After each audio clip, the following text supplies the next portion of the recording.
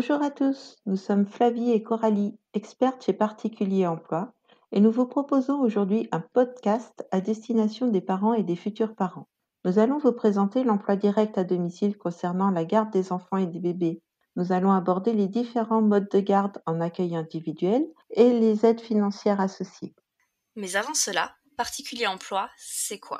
Particulier Emploi est votre interlocuteur privilégié pour obtenir de l'information 100% pratique sur l'emploi à domicile entre particuliers. Nos experts Particulier Emploi facilitent vos démarches et vous accompagnent dans les différentes étapes de votre relation d'emploi à domicile, de l'embauche à la rupture du contrat de travail. Particulier Emploi, c'est aussi un site internet, particulieремploi.fr, une newsletter et une présence sur Facebook. On vous répond au 09 3 x 72 76. Bonne écoute à tous. J'ai rencontré récemment une future maman enceinte de son premier enfant. Elle se demandait quelles alternatives s'offraient à elle pour faire garder son enfant lors de la reprise de son travail. Et comme tu peux l'imaginer, la rencontre a été riche. Ah oui, quelles étaient ces interrogations ? Elle se posait des questions sur le bien-être et l'adaptation de son enfant, mais aussi sur la conciliation entre ses besoins et ses contraintes, ainsi que sa vision de l'éducation.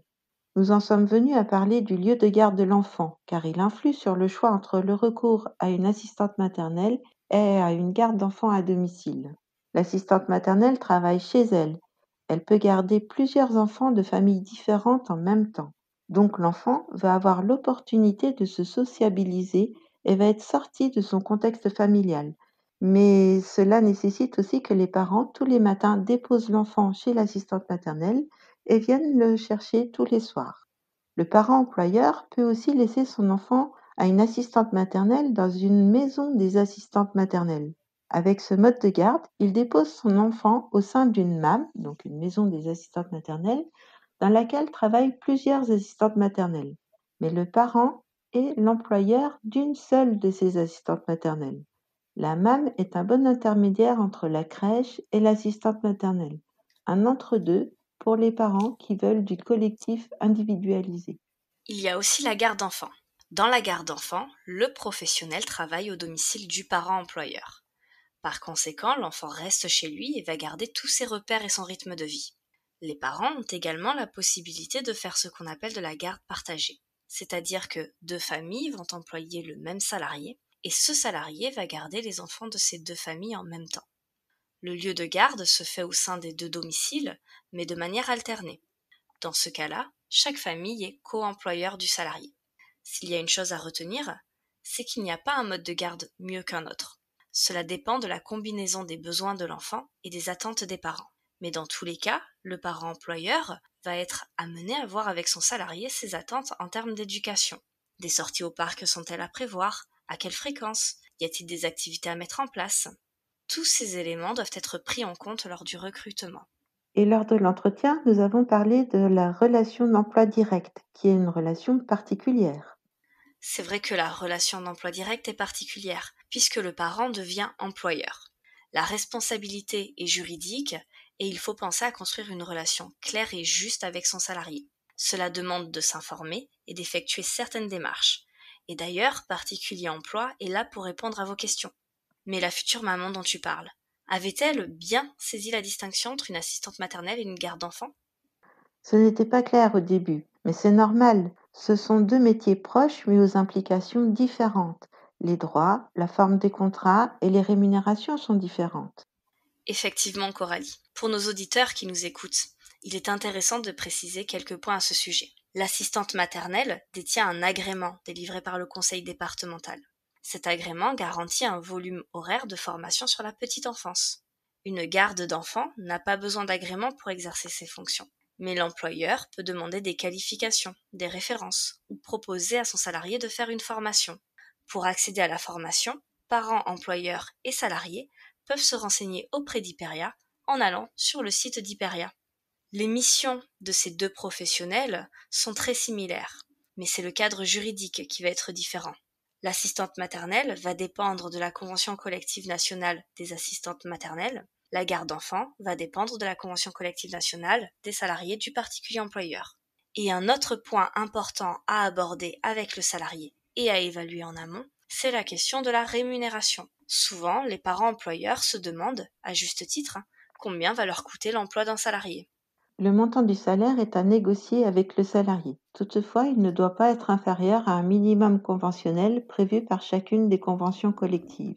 Il est bon de savoir que plusieurs aides financières existent et qu'elles permettent de diminuer les coûts. Parmi ces aides, on retrouve le crédit d'impôt de 50%, valable pour n'importe quel particulier employeur. Et il y a le complément de libre choix du mode de garde, qui est une aide financière versée par le Centre national Page Emploi pour la garde des enfants de moins de 6 ans. À titre d'information, en mai 2021, le salaire moyen net d'une assistante maternelle est de 3,40 € par heure et par enfant, tandis que le salaire net moyen d'une garde d'enfants est d'environ 9,20 € de l'heure. Vous pouvez retrouver ces salaires minimums sur notre site particulieremploi.fr dans la rubrique Les métiers. Si vous avez besoin d'informations, n'hésitez pas à nous contacter gratuitement au 09 3 x 72 76. Mais du coup, cette future maman que tu as rencontrée, a-t-elle bien compris le rôle d'un parent employeur ? On a beaucoup échangé à ce sujet et j'ai pu insister sur le fait qu'être parent employeur, c'est un engagement et il est important d'en rappeler les devoirs et la responsabilité. Le parent employeur se doit de garantir les droits et devoirs de son employé. Une relation professionnelle et de confiance doit lier les deux parties et c'est la rédaction d'un contrat de travail qui officialise la relation. J'ai informé la future maman que la FEPEM, Fédération des particuliers employeurs, pouvait l'accompagner dans son rôle de parent employeur pour plus de sérénité. Mais de toute façon, il ne faut pas avoir peur de se lancer car il existe un outil simplifié pour déclarer son salarié qui est Page Emploi. Déclarer son salarié et rédiger un contrat de travail sont en fait un gage de sécurité aussi bien pour l'employeur que pour le salarié.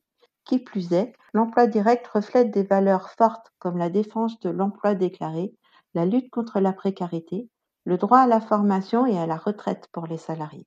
Pour conclure, ce que vous devez retenir, c'est de bien évaluer vos besoins et vos attentes, ainsi que ceux de vos enfants. Vous avez la possibilité de faire garder votre enfant par une assistante maternelle ou une garde-enfant, et dans ces deux cas, vous devenez parent-employeur. Charge à vous de rédiger un contrat de travail et de bien déclarer votre salarié. Voilà ce qu'on peut vous dire sur les différents modes de garde. Nous espérons que ce podcast vous aura éclairé dans votre choix. Mais sachez que l'emploi à domicile, ce n'est pas que de la garde d'enfants, puisque c'est en fait des personnes qui travaillent chaque jour pour aider et soutenir d'autres personnes dans leur quotidien, comme des employés familiaux ou des assistantes de vie. Ce sont des relations de travail très singulières et un lien social qui se crée. C'est même penser l'économie comme quelque chose de plus local et circulaire. Ces métiers sont souvent méconnus. D'ailleurs, si vous avez des questions, vous pouvez aller visiter notre site particulieremploi.fr ou nous contacter gratuitement au 09 3 x 72 76. Abonnez-vous également à notre newsletter sur notre site pour recevoir les actus du secteur de l'emploi entre particuliers directement dans votre boîte mail. Il est temps pour nous de raccrocher et de vous dire à une prochaine fois. Belle journée à tous.